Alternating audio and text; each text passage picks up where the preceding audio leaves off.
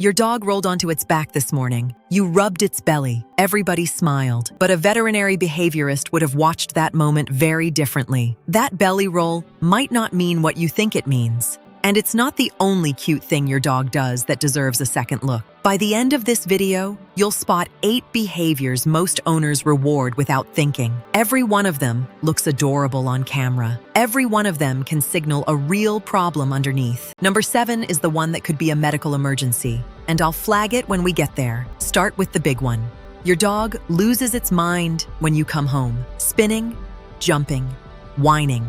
The full performance. Most owners love it. Some even film it. But here's what trainers actually see when they watch those clips. They see a dog that cannot regulate its own arousal. A study using data from the Dog Aging Project found something striking. Researchers at Texas A&M surveyed over 43,000 dogs. Nearly 86% showed separation and attachment behaviors their owners rated as problematic. The frantic greeting is often the visible tip of that pattern. While you're gone, that dog may be pacing, panting, and destroying things. The joy you see at the door is relief, not celebration. If the greeting lasts longer than about 30 seconds, that's a flag. A genuinely calm, secure dog is happy to see you, but it doesn't fall apart over it. If that already shifted something for you, subscribing helps YouTube show you the rest of these. That's the only reason it matters. Now,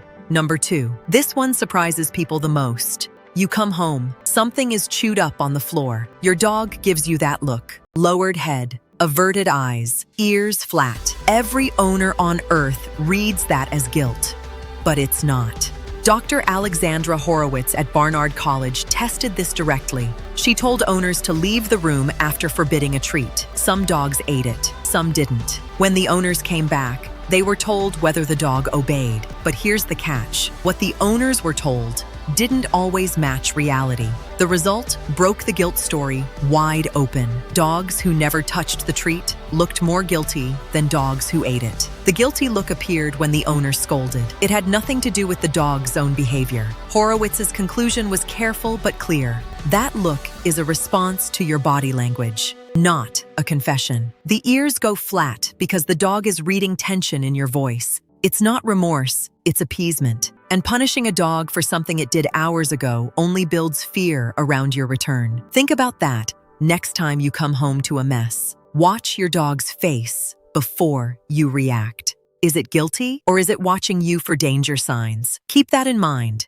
because number 3 flips another classic moment on its head. Your dog flops over and shows its stomach. You reach down and rub. Everyone thinks this is pure trust. Sometimes it is, but not always. In canine body language, belly exposure has 2 completely different meanings. One is an invitation. The dog is loose, wiggly, tail wagging, and mouth relaxed. That dog wants contact. The other is appeasement. The body is tense, tail is tucked. The eyes are wide and showing white. That dog is saying, "I'm not a threat." It's asking for space, not a rub. Dr. Margaret Gruen, a veterinary behaviorist at North Carolina State, draws the line clearly. A dog that rolls over the second you approach, before any interaction even starts, is often showing submission, not comfort. And reaching down to rub a dog in that state can make it feel cornered. Behaviorists have traced bite incidents back to exactly this moment. The dog signals, "Please don't." The human reads, "Please do." And when every other warning gets ignored, the dog uses the only language it has left. Number 4, your dog follows you from room to room, into the kitchen and into the bathroom. People call it being a velcro dog.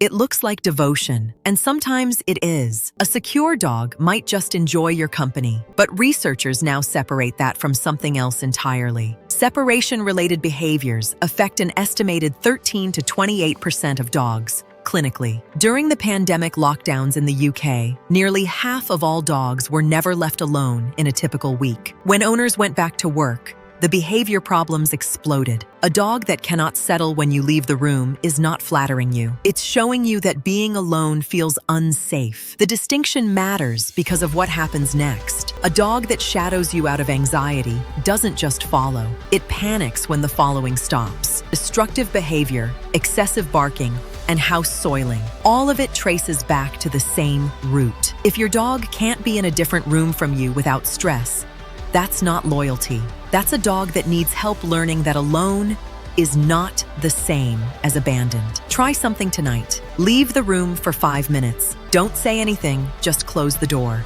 Listen to what your dog does. That silence or that whimpering tells you everything. Now, number 5. Your dog carries a toy around the house and won't let anyone near it. People laugh. He's so possessive, it's adorable.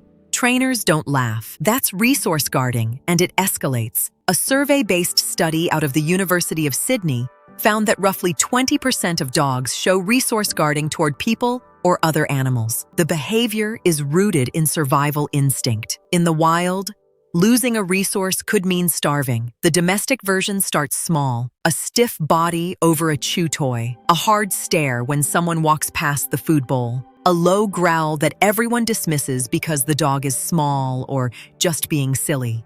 But reinforcement works in both directions. Every time the guarding succeeds, the dog learns the strategy works. What starts with a toy moves to food, then to furniture, then to people. Veterinary behaviorists are clear on this. The window to address resource guarding is early, when it still looks cute. Once it reaches the growling and snapping stage, you need professional intervention.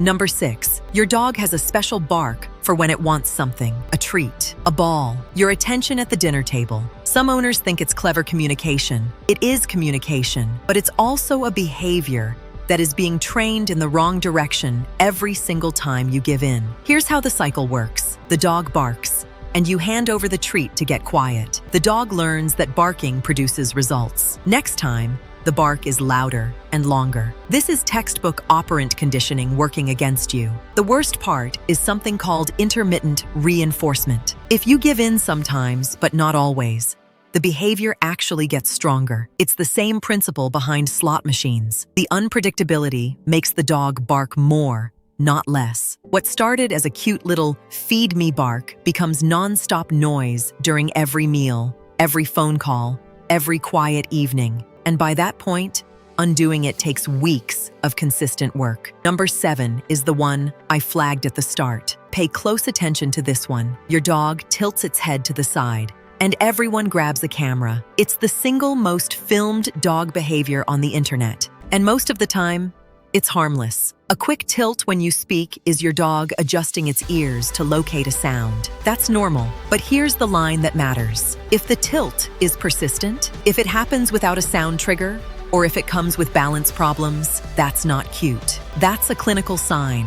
Veterinary neurologists at Southeast Veterinary Neurology are direct about this. A constant head tilt, especially paired with stumbling, circling, or abnormal eye movement, can point to an inner ear infection, vestibular disease, or even a brain lesion. Otitis interna, infection of the inner ear, is the most common cause. It can cause severe coordination problems and uncontrollable eye movements, and it doesn't always come with the obvious ear infection signs owners expect. The Merck Veterinary Manual flags it clearly. A head tilt with balance changes needs a vet visit. Not next week, now. The behavior that gets the most likes could be the one your dog needs help for. Number 8.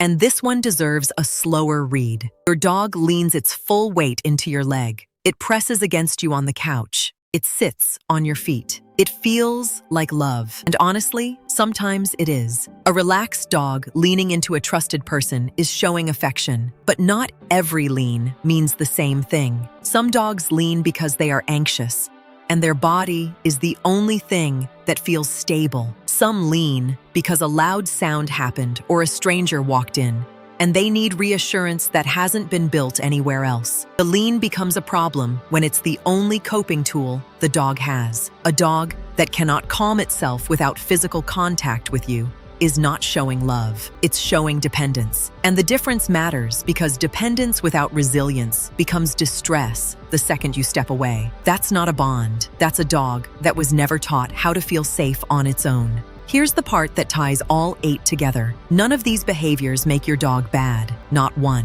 What they mean is that the cute thing you've been rewarding might actually be a signal you've been missing. Your dog has been talking to you this entire time, through its body, its bark, its belly, its lean. The question is whether you were reading it as a performance or as a message. The good news is that once you see the signal, you can respond to it. Not with punishment, not with guilt of your own, just by paying attention to what the behavior is actually saying. Thank you for watching. If this changed the way you see your dog, hit like, subscribe, and tap the notification bell so you never miss our next deep dive into the world of dogs. Tell me in the comments which one of these your dog does. And did it ever worry you? Or did you always think it was cute? I read every single one. If you want to know what your dog is really doing while you sleep at night, that video is right here. I'll see you there.